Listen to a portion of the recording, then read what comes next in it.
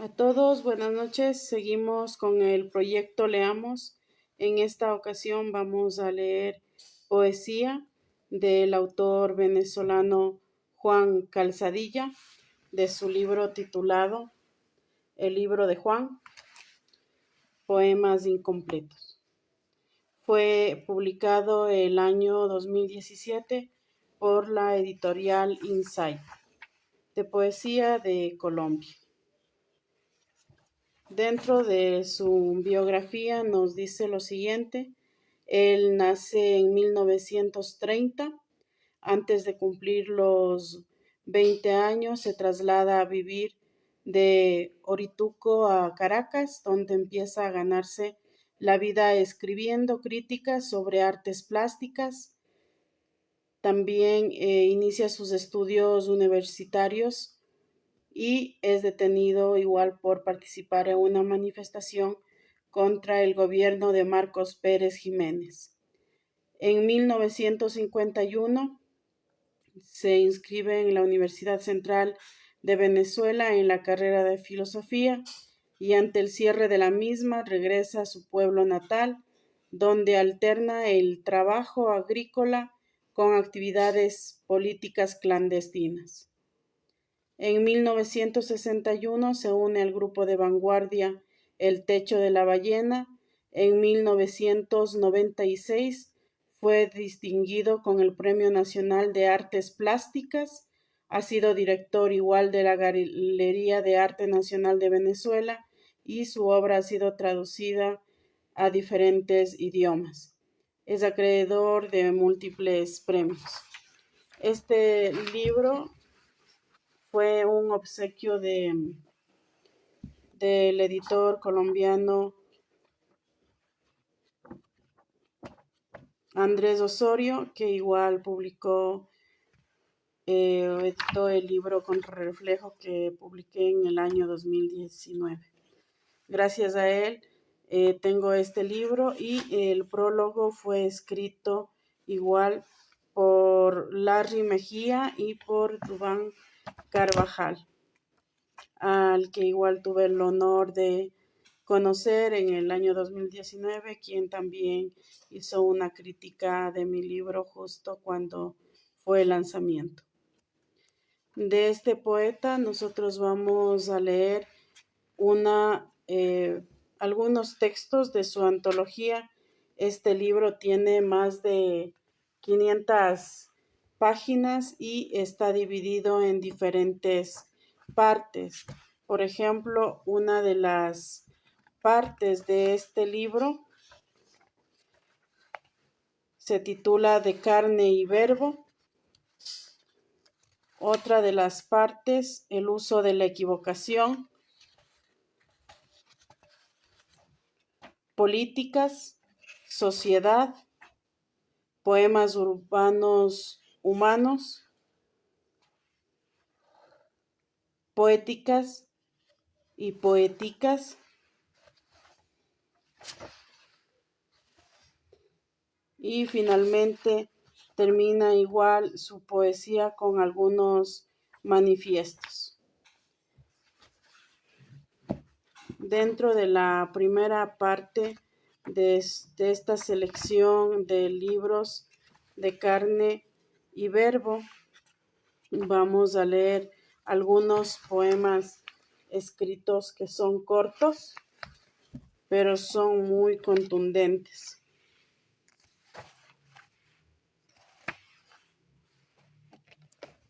El primero que vamos a leer se titula La cáscara de la notoriedad.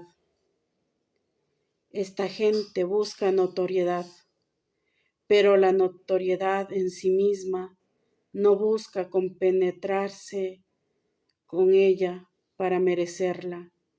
Busca el revestimiento de una cáscara de cierto espesor.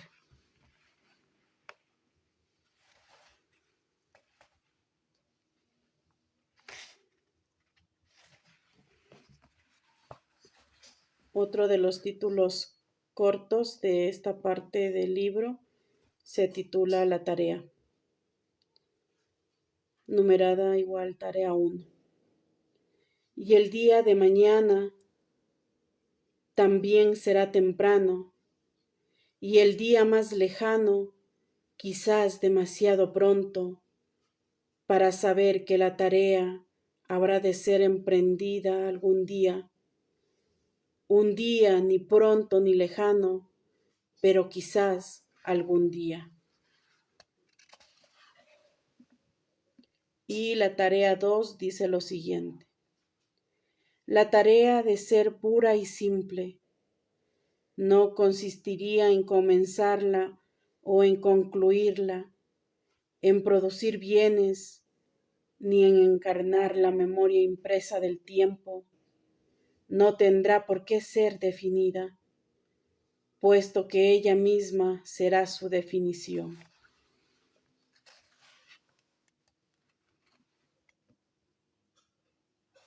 Otro de los poemas se titula La espera es redonda.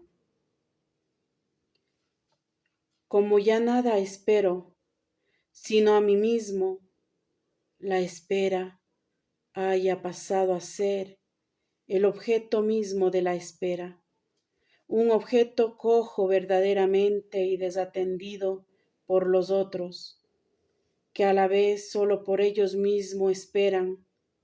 Cada minuto que pasa repite de arriba abajo el sonido del minuto siguiente, y esos minutos quedándose casa uno tras otro,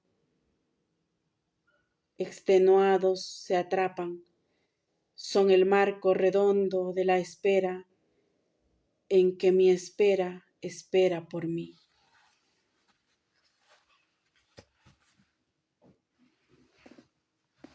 De esta parte, uno de los poemas igual que he seleccionado y siempre vuelvo a leer, se titula Contradicciones.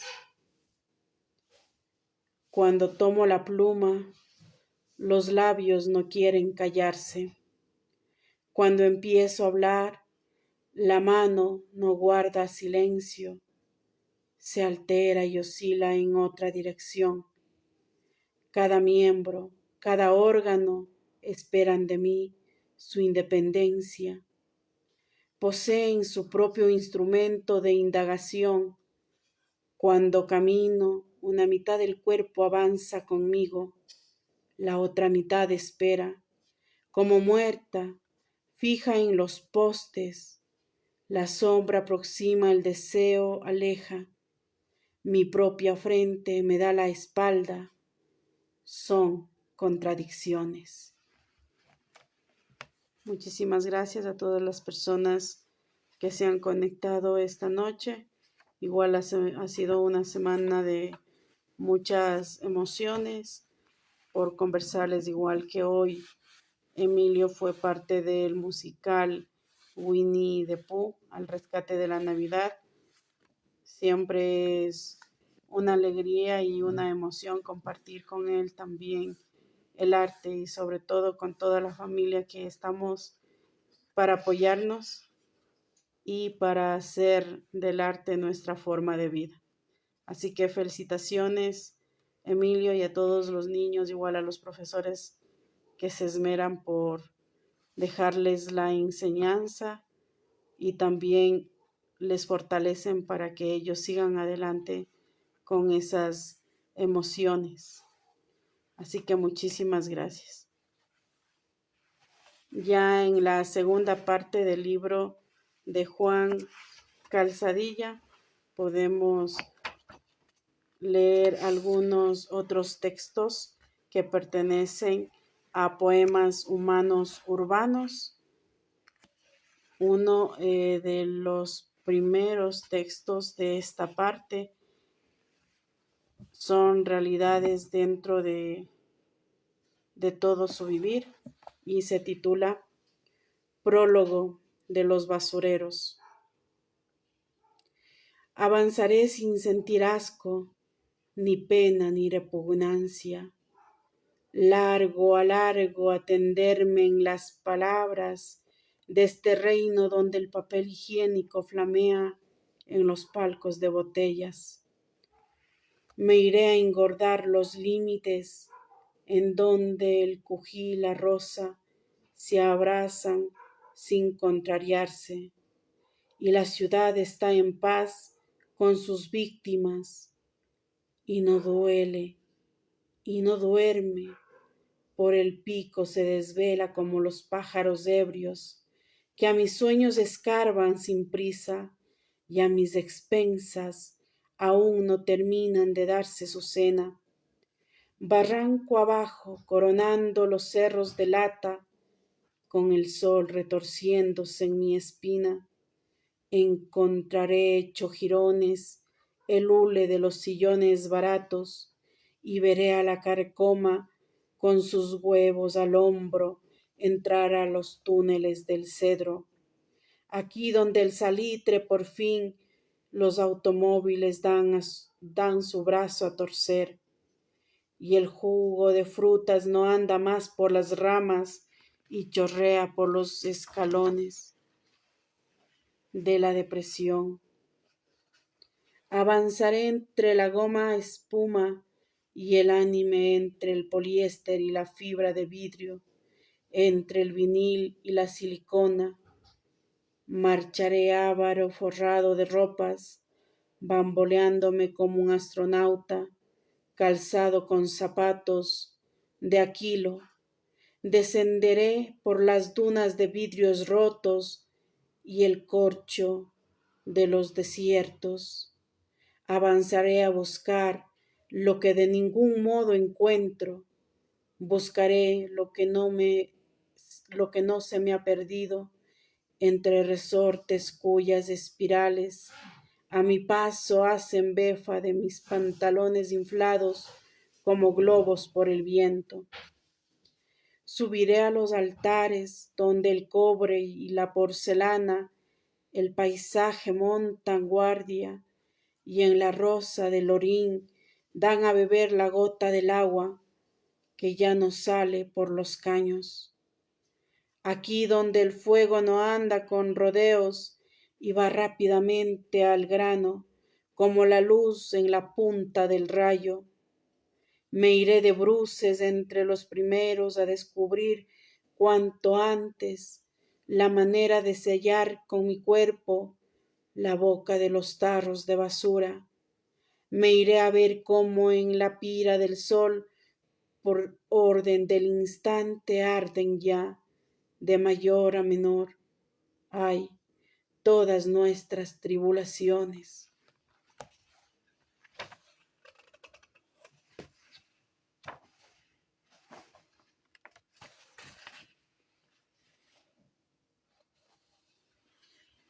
Igual dentro del libro de Juan Calzadilla, este poema se titula Listo para atravesar el nuevo milenio. Quiero protagonizar grandes sucesos, así sea una catástrofe mayúscula, y salir airoso en primera plana en los medios, en los canales, en la radio, en los periódicos. Claro está, sin que en la tragedia mi rol se reduzca a ser mero testigo de los hechos, camillero, jefe de brigado socorrista en las tareas de salvamento. Tampoco quiero terminar haciendo el ridículo papel de víctima, mecida y flotando en el oleaje revuelto al final del guión, ni sufrir rasguñadas alguna, ni estar expuesto a investigación policial por los errores en que haya podido incurrir Dios, el director de la película. Estos poemas son de la segunda parte, que se titula De carne y verbo. Estamos leyendo a Juan Calzadilla de su libro, que es una colección de sus poemas, que prácticamente igual lleva su nombre, el libro de Juan, y que fue igual Juan Premio Nacional de Cultura en Venezuela en el año 2017. Vamos a leer también la poesía que se titula Malas noticias. De todas partes las noticias son malas.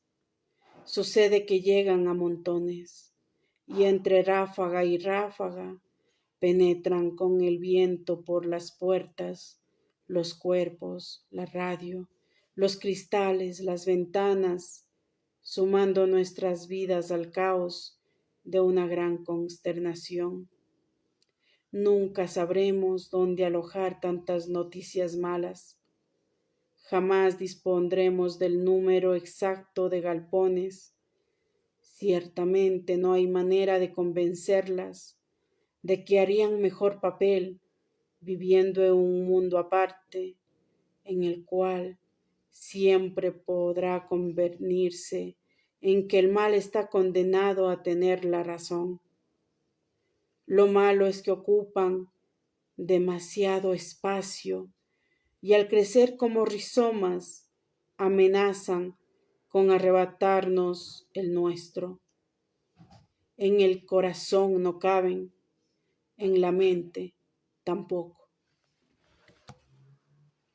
Y así es como deberíamos algunas veces de hacernos de las malas noticias y muchas de las veces igual con tantas noticias amarillistas que aparecen en los medios ya no es práctico ver ese tipo de noticias. Sin embargo, esa es la realidad y a la que también debemos ponerle atención, sobre todo por todo lo que ocurre a nuestro alrededor. Ya dentro de la parte de este libro está su capítulo, como se podría decir, titulado Políticas.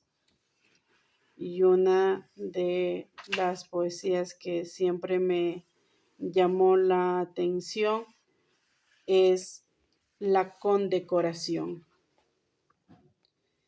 Esta vez me presentaré como me dé la gana. Con aire desenfadado subiré las gradas. Se me ocurre que descalzo o con botas como las que usan los jardineros. Desnudo de la cintura para abajo, avanzaré entre las filas de invitados, mostrando a todos los presentes, con perdón de la palabra, las bolas, las santas bolas, en el sitio donde están, y me presentaré con esa fecha en el preciso instante de ser llamado para recibir del señor presidente el porte erguido y la cabeza en alto, la condecoración.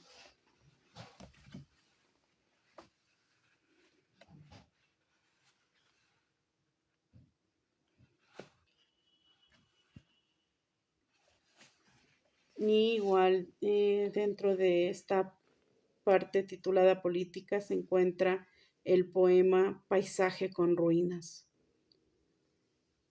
Por insensato que parezca, nada es tan impertinentemente grato como ver las ruinas del palacio desaparecer en medio de hojas y bejucos de una intrincada jungla. La naturaleza armoniza bien con el progreso, pero después que éste ha pasado. Entre tanto, el paisaje que resulta de la mezcla en porciones iguales de lo que ahora crece y lo que beneficiándose está la naturaleza, desde hace tiempo ha muerto, garantiza paz a los restos.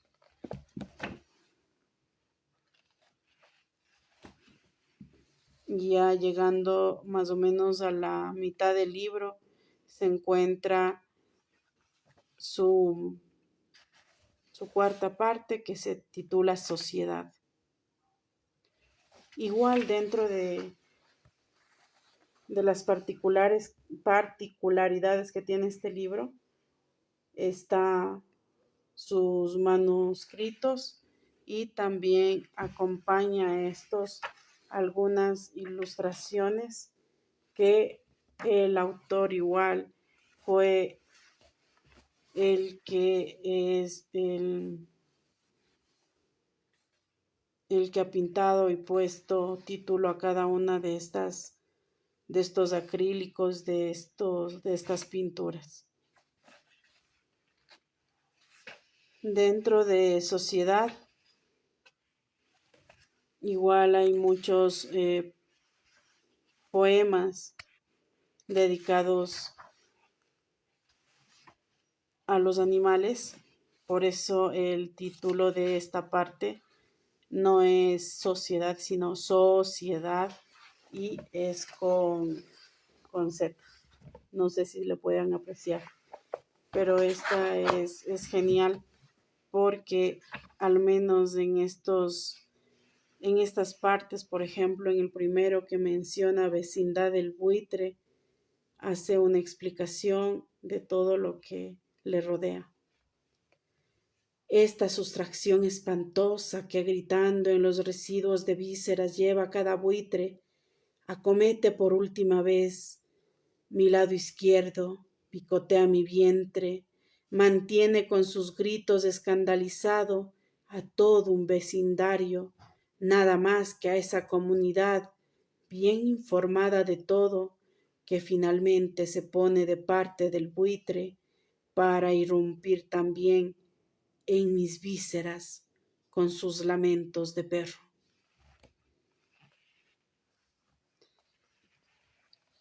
Para ladrar un individuo no necesita llevar máscara de perro. Él puede hacerlo con la misma propiedad sin tener que quitarse la que lleva puesta y la cual a todas luces confirma que es una persona.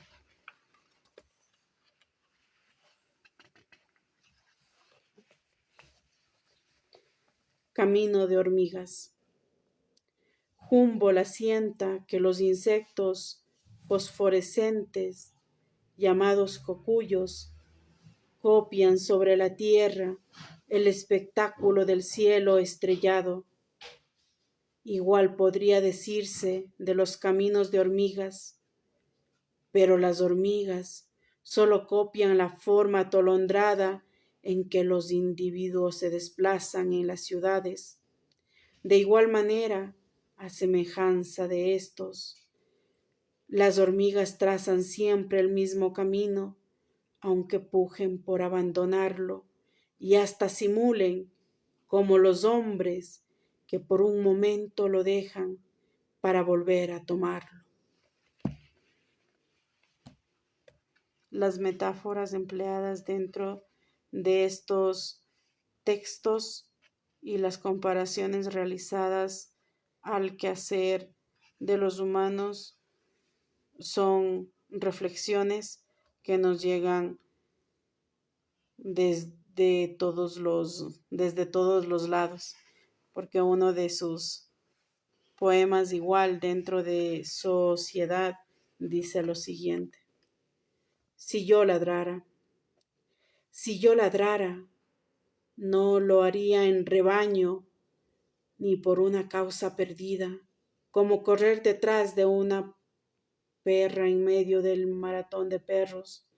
Si yo ladrara, me gustaría que mi ladrido se comportara decentemente y que no desentonara igual que lo hace el alarido cuando es.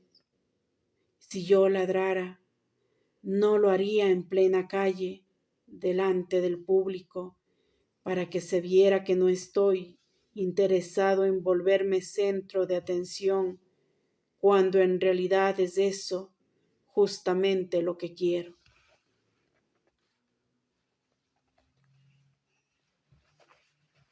Otro de los poemas se titula Del tiempo como metáfora. No puedo imaginar el tiempo, ni el tuyo, ni el mío. mucho menos podría definirlo para adecuarlo a una situación que entre tanto ya habrá pasado.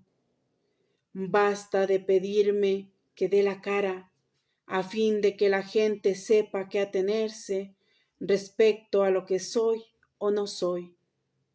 Basta de comporizarme en cuanta ocasión se presenta con la consabida frase soy fulanito de tal, para que obviamente el otro pueda formarse su opinión.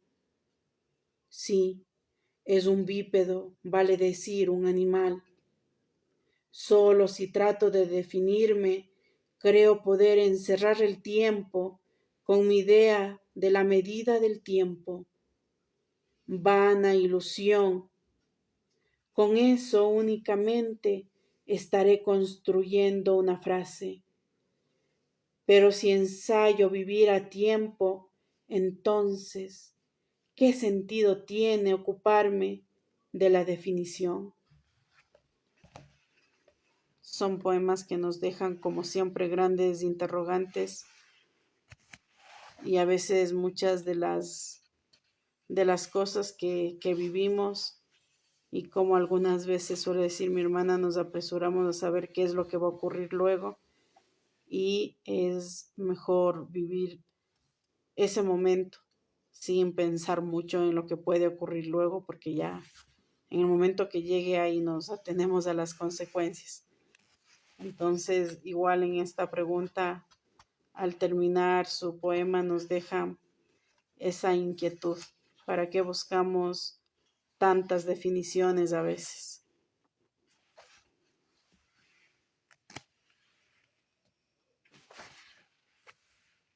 Para terminar la parte de sociedad, vamos a leer una de las fábulas que se encuentra aquí, que se titula Fábula del pescador y el pez.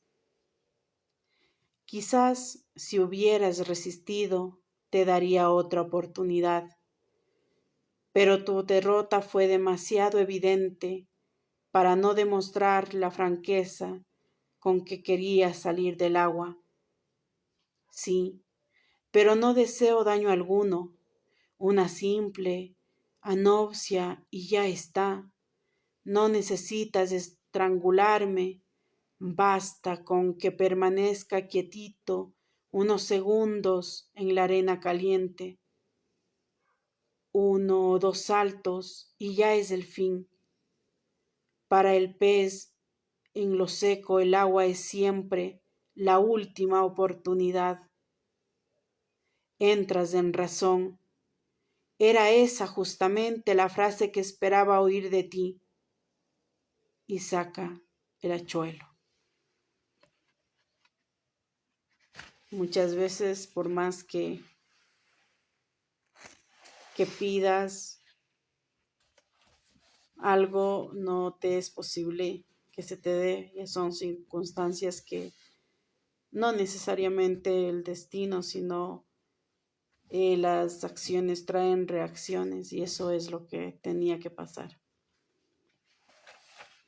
Y ya en su última parte titulado Poéticas y Poéticas, una con tilde y otra sin tilde, hace un resumen de todo lo que es el arte y todo lo que igual conlleva la forma de escribir, todo lo que igual representa un lápiz, un papel y un borrador dentro de todo esto, así como la crítica o la autocrítica que se hace cuando nosotros escribimos sobre una realidad que necesariamente es cierta en ocasiones y en otras son llevadas a frases metafóricas en donde se condensa o se resume lo que en ese momento sentimos. Entonces aquí hay varios poemas titulados con partes literarias, por ejemplo, uno que se llama El arte más feliz, El estilo soy yo, El estilo de la paradoja, La poesía hermética, entre otros. Y otro de las cosas de esta parte del libro importantes igual es como él lleva a narración, por ejemplo, si la poesía está hecho para todos, si igual son interrogatorios, que si hay instrucciones para realizar una poesía o los gajes que tiene la poesía. Son poemas cortos, pero con bastante condumio, como suelen decir. Y uno de estos se titula La realidad, que se oponga, pero que deje ver, como la verja, no como la pared. Este poema es bastante fuerte, así que cuando nosotros tengamos algún tipo de barrera o algún tipo de obstáculo, en el fondo vamos a saber que no es una pared. Sí, el oponente es quien nos da la pauta para mirar y querer descubrir mucho más. El otro de los poemas se titula Crítica de la poesía. ¿Por qué la poesía tiene que ser crítica de la realidad? Ya lo debería ser también de ella misma. Esta sí debería ser su tarea diaria. Si fuera crítica de sí misma, también lo sería de la realidad, por ser una especie de vuelta de tuerca.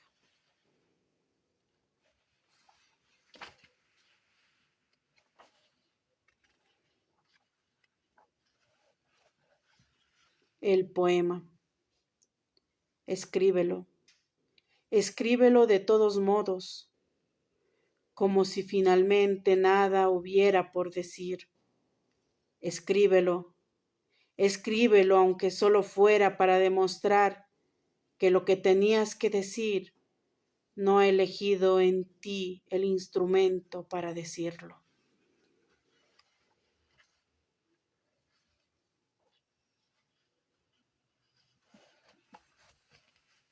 El poeta es un pequeño Dios. Lo que he hecho es jugar. Lo que he hecho es retirarme a mí mismo, retirarme para dejarle sitio a las cosas, como si hiciera Dios ante el universo con el fin de ocupar el puesto de éste. Lo que he hecho, quiero decir, es concentrarme, pero a una escala mínima, la del poema. Concentrarme como una pequeña cosa, desalojado de sí para dejarle sitio al poema. Y para terminar, vamos a leer dos de sus poesías más contundentes dentro de esta parte. Esta se titula ¿Cómo puede ser hecha por todos? La poesía como actitud transmisible, como género cotidiano y como actividad pública de los sentidos necesita de la presencia de un autor anónimo que vuelva realidad el postulado según el cual la poesía debe ser hecha por todos. Así sea uno solo, en nombre de todos, quien finalmente la haga. Y esta es una vieja historia.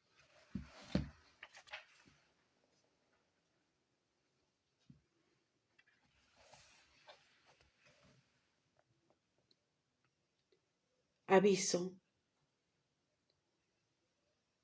A los consumidores y presuntos usuarios de la poesía se les informa acerca de los riesgos a la que se los expone.